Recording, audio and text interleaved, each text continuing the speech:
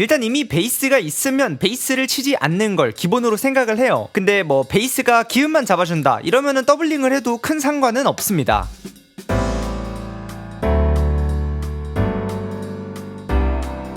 문제는 4필 워킹 베이스의 경우에는 막 돌아다닌단 말이에요. 그러면은 베이스에서 불협이 생길 수도 있는 건데 그럼 전체적으로 흔들리겠죠.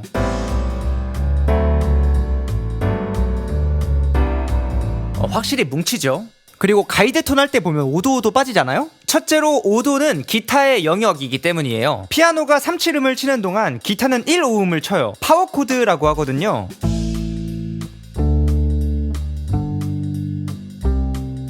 둘째로 가이드 톤을 연주하면은 텐션 올리기가 훨씬 편해요. 3무7을 다 누르면은 결국에 9밖에 못 누르잖아요. 가끔 암기처럼 연습하지 말고 이유를 아는 것도 도움이 되게 많이 된답니다. 도미넌트에서 아주 쓰기 좋은 코드인데요, 바로 샵5입니다. 원래 이랬던 도미넌트 코드에서 5음만 단위도 밀어주면 뭔가 도미넌트보다 더 도미넌트스러운 소리가 나오죠?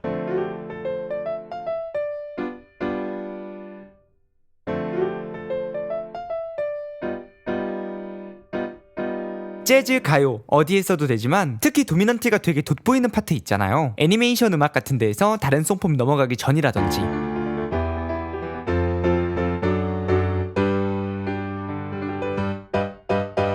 딱 하늘만 바꿔도 노래가 이렇게 산답니다. 우리 얼마 전에 할로윈이었잖아요. 오늘은 그것과 아무런 관계도 없는 고스트 노트를 알려드리도록 하겠습니다. 얘는 존재감이 크게 없는데 박자를 좀 쪼개주는 노트예요. 생각보다 되게 타이트하게 쪼개줘요.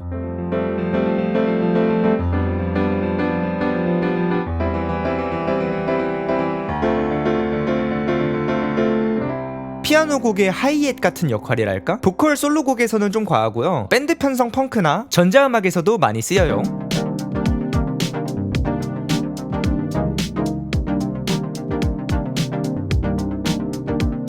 박자는 마음대로 짜셔도 되지만 알아두셔야 될 게 첫 번째, 너무 느리거나 이어지면 좀 재미가 없을 수 있어요. 두 번째, 보통 지속음으로 많이 가져가요. 이 친구가 존재감을 가지면 주인공을 뺏길 수가 있거든요. 2도랑 9도는 C 스케일을 기준으로 똑같이 레예요.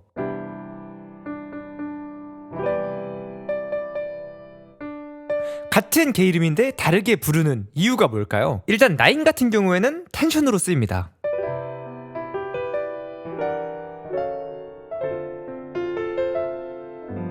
엄청 몽환적이죠? 만약에 9으로 쓰고 싶다면 자리 바꿈을 하더라도 3도 밑으로 들어가게 하면 안 돼요. 3도 밑으로 들어가면은 2도, 즉 애드2가 되거든요. 사실 이 친구가 진짜 독특하고 쓰기 좋은 애인데 메이저는 더 밝게 만들어주고요, 마이너는 더 슬프게 만들어줘요.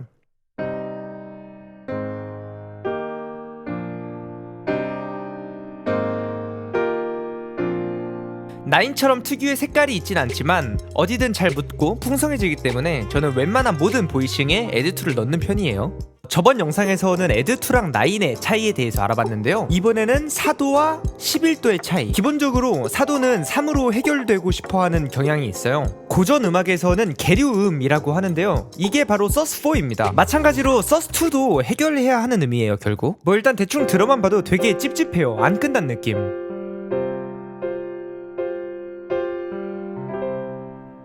이거죠. 근데 만약에 나는 이 서스4를 해결을 안 하고 싶어, 이 자체를 울림으로 쓰고 싶어, 그렇게 되면은 이제 11이 되는 겁니다. 텐션으로 쓰는 거죠.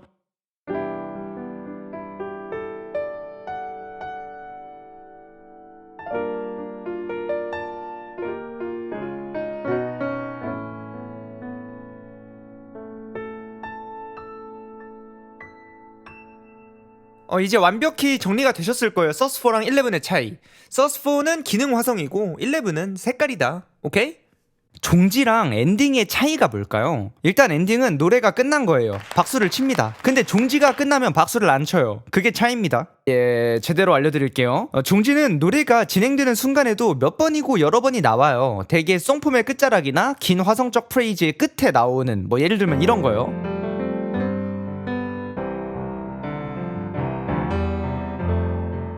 일반적인 조성음악은 결국 도미넌트라는 목적지를 향해 전개를 하다가 타닉으로 다시 돌아오는 여행이거든요. 미시적으로는 코드 4개에서도 종지가 일어날 수 있는 겁니다. 코드를 돌릴 때마다 박수치는 관객은 없잖아요. 행민폐죠 진짜. 반대로 엔딩에서 종지가 안 쓰일 수도 있어요. 대표적으로는 페이드 아웃, 화성적인 종결이 아니라 볼륨을 줄임으로써 종결시키는 방식이죠. 아니면 이제 일부러 삐뚤어질 수도 있어요. 불협으로 끝낸다든지 뭐 또 이러면은 예술적으로 보이기도 하죠. 그러면은 박수. 오늘은 지구상에서 제일 많이 연주되는 주법 보사노바 컴핑을 알려드리겠습니다. 물론 보사노바 컴핑이라고 모든 보사노바에서 다 이런 컴핑을 쓰는 것도 아니고 이 컴핑을 쓰다가도 송품에 따라서 또 뭐 계속 바뀌는 게 원래 컴핑이에요. 여튼 대표적인 주법이니 일단 오늘은 이 정도만 알아가셔도 개이득입니다. 왼손은 1도랑 5도를 번갈아 가면서 쳐줄게요. 이런 박자로 쳐주실 거예요. 그리고 왼손에서 루트를 쳐줬으니까 오른손은 기음을 빼고 텐션드 보이싱 잡아볼게요. 저 같은 경우에 나인만 잡아줬어요. 박자는 요렇게. 이걸 같이 연주하면 그럴듯한 남미 바이브가 나옵니다.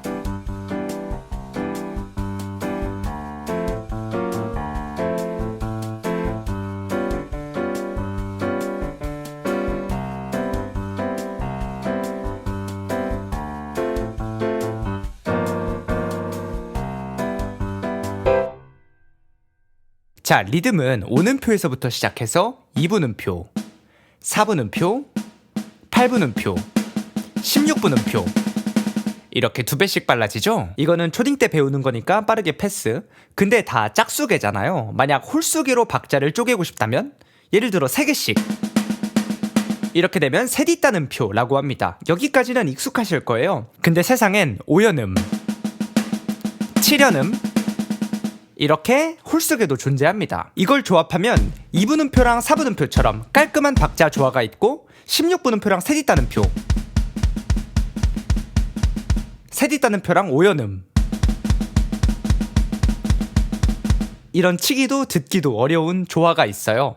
마치 전혀 다른 두 박자를 그냥 틀어놓은 듯한 이런 박자를 폴리리듬이라고 합니다. 이거 뭐라고 하는지 아시는 분? 불협화음?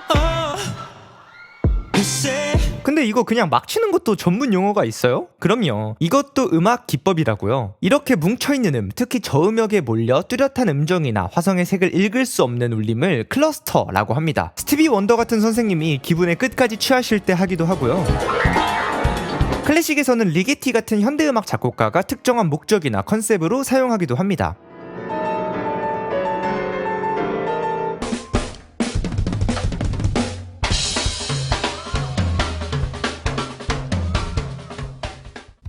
약간 살벌해 보이지 않아요? 그 약간 랩 배틀 보는 것 같기도 하고 내가 더 잘 친다고 자랑하는 것 같기도 하고 그런데요. 근데 이게 사실 음악적인 대화예요. 서로 음악으로서 교류와 무역을 하는 겁니다. 무역이 영어로 뭐예요? Trade. 주거니 받거니 음악을 하는 걸 트레이드라고 하는데요. 같은 악기들끼리 특히 뭐 드럼 연주자들끼리 트레이드를 하는 경우도 있고 베킹 위에서 다른 악기들끼리 트레이드를 하기도 해요. 뭐 어떻게 보면 솔로랑도 비슷한 건데 되게 짧게 뭐 몇 마디씩만 툭툭 던지는 거예요. 그리고 이건 학교에서 교수님이 매번 강조를 하신 건데 끝말잇기처럼 상대의 모티브를 계속 받아서 이어가야 돼요. 그냥 내 말만 하면 안 되고 듣고 캐치해야 되는 거죠. 그러다 보면은 트레이드를 몇 번만 하다 보면은 상대 연주자에 대해서도 알아갈 수 있고 내가 잘 안 쓰는 라인들을 학습할 수도 있어요. 그래서 교역입니다. Trade. 기억해두세요.